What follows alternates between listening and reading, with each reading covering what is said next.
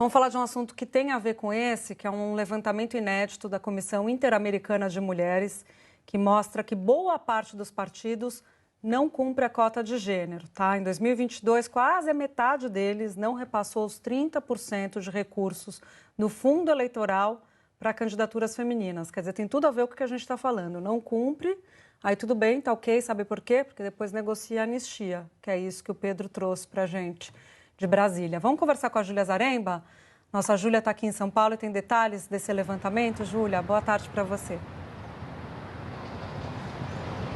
É isso, Júlia. Boa tarde. Esse descumprimento do repasse dos 30% do fundo para candidaturas femininas é uma das irregularidades que essa PEC busca anistiar, está ali no primeiro artigo do texto. E aí a Ana Cláudia Santano, que é consultora da Comissão Interamericana de Mulheres e também coordenadora do Transparência Eleitoral, fez um levantamento que traz alguns dados que mostram, essas irregularidades. Então, esse estudo mostra que quase a metade dos partidos não cumpriu essa regra de transferência de ao menos 30% dos recursos do fundo para candidaturas femininas, lembrando que esse repasse tornou obrigatório em 2018, depois de determinação do TSE, e depois, em 2022, o Congresso promulgou uma emenda que trata desse assunto. A gente preparou alguns números para a gente ver quais são os destaques desse estudo. Dos 32 partidos que receberam os recursos do fundo,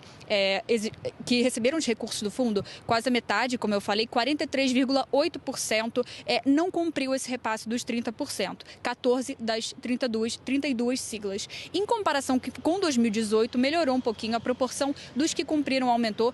A gente lembra que naquela eleição foi metade, 17 das 34 siglas não cumpriram esse repasse mínimo de 30%.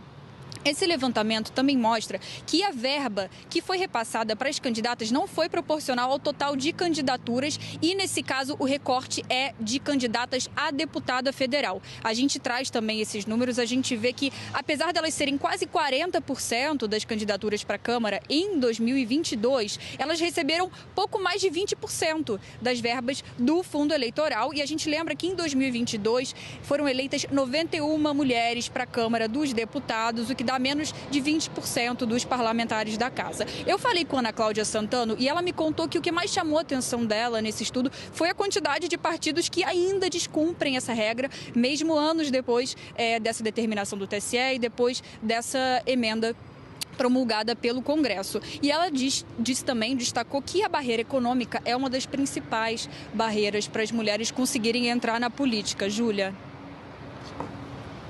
Excelente, Júlia. Vira e mexe, a gente fala sobre esses levantamentos mostrando que ainda estamos distantes, de cumprir o que a legislação determinou. Obrigada pelas informações.